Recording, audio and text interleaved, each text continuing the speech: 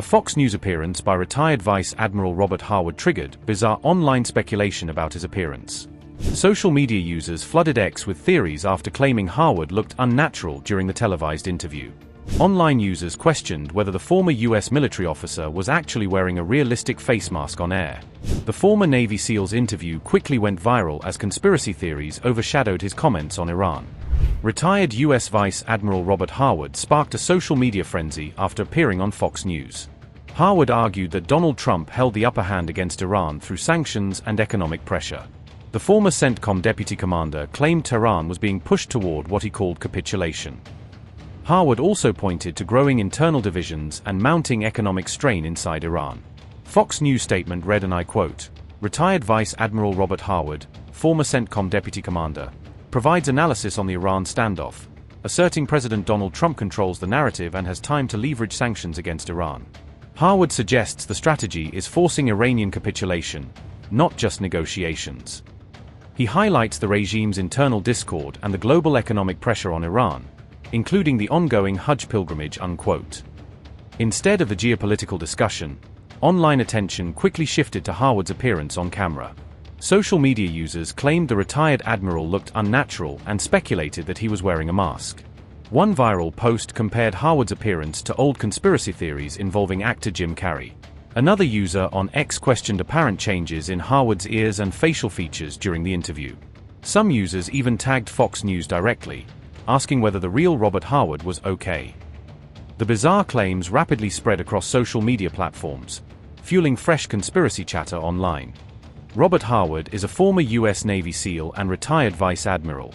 He served as Deputy Commander of U.S. Central Command under General James Mattis.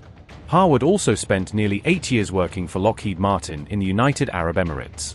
He currently serves as Executive Vice President at the U.S. defense technology firm Shield AI.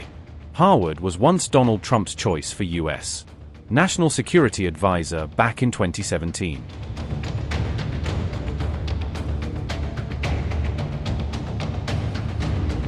On Fox News, Harwood defended Donald Trump's handling of the Iran conflict and said Washington controlled the pace of escalation. Harwood claimed U.S. sanctions and the naval blockade were severely damaging Iran's economy and limiting Tehran's options. He also pointed to the wider regional impact of the crisis, including concerns surrounding the upcoming Hajj pilgrimage.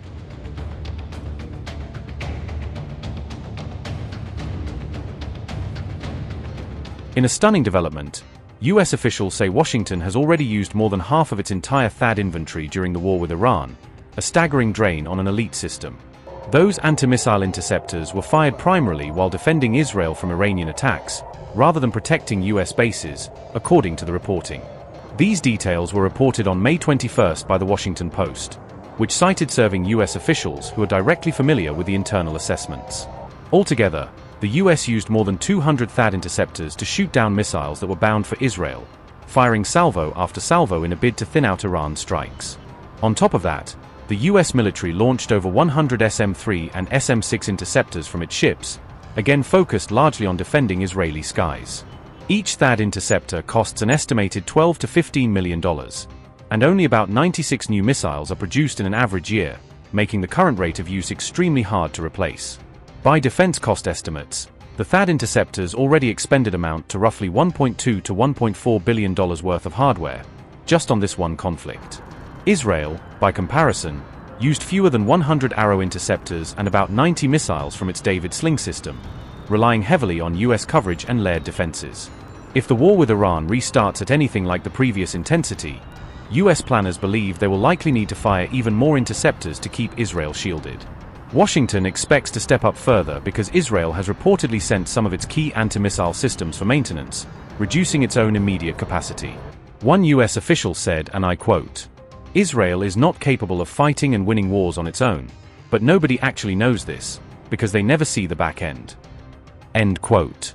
Publicly, the Pentagon has denied there is any problem with burden sharing and insists that the U.S.-Israel defense relationship is balanced and sustainable.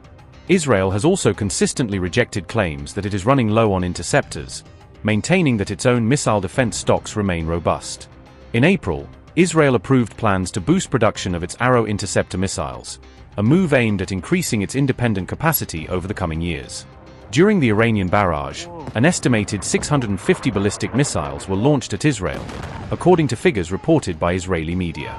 Despite the heavy interception effort, at least 16 missiles armed with conventional warheads still managed to hit populated areas inside Israel, causing casualties and damage. Separately, Israel reported around 50 incidents of Iranian cluster munitions striking populated areas, adding to the humanitarian and political fallout. Trump administration officials are reportedly raising new questions about how the Pentagon is portraying U.S. power projection in the Iran war, with internal doubts emerging over whether the public narrative matches the real battlefield and logistics picture. Vice President J.D. Vance has reportedly been asking whether the Pentagon is giving President Donald Trump the full picture of the war, especially in private discussions about costs, risks, and sustainability. According to The Atlantic, Vance raised concerns in closed-door meetings about U.S. missile stockpiles and whether key munitions are being depleted faster than the administration has publicly acknowledged. Vance is said to fear that American missile reserves may be far more strained than official messaging suggests, particularly after weeks of high-intensity operations tied to the Iran conflict. Those concerns reportedly extend beyond Iran, with Vance worrying about whether the United States would still be able to fight a major future war in Taiwan, Korea, or Europe if stocks are being burned down too quickly now. Despite that, U.S. military officials and War Secretary Pete Hegseth have continued to insist that American stockpiles remain robust and that the military's position is still strong.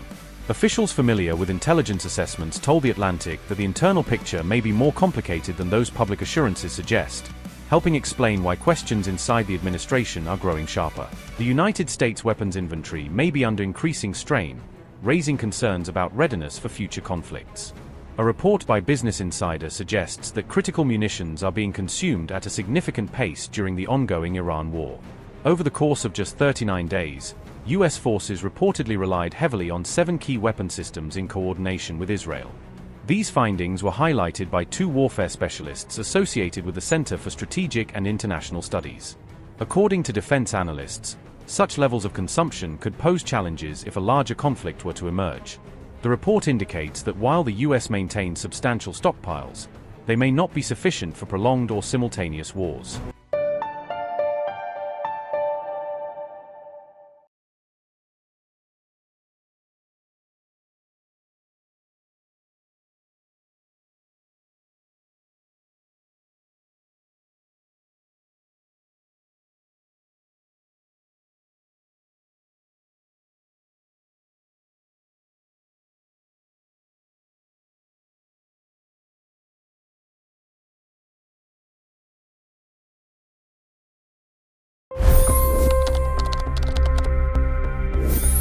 $25 crore गरीब गरीबी को परास्त करके बाहर निकले।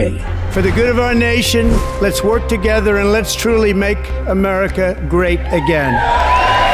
The fastest news breaks. Requested PM saying that look, you will have to speak to Putin and to Zelensky. The biggest newsmakers. The relationship with India is probably the most important bilateral relationship the U.S. will have for the rest of this century. The capital delivered quite an election result today. Expert analysis. The million-dollar question today is how to stop this dance of death. Ground reports. I'm standing at the crossroad of the Kumbh Mela. Behind me are more than 100 entry ghats. Long-form interviews. Exclusionary politics is reflected in Manipur case as well. You don't bother because this is a small state. Deep dive into burning issues. It's often said DRC could be the richest country in the whole world. It's because of what sits underneath. Why exactly did the US topple the Sheikh Hasina government? HD videos. We don't just break news, we break it down.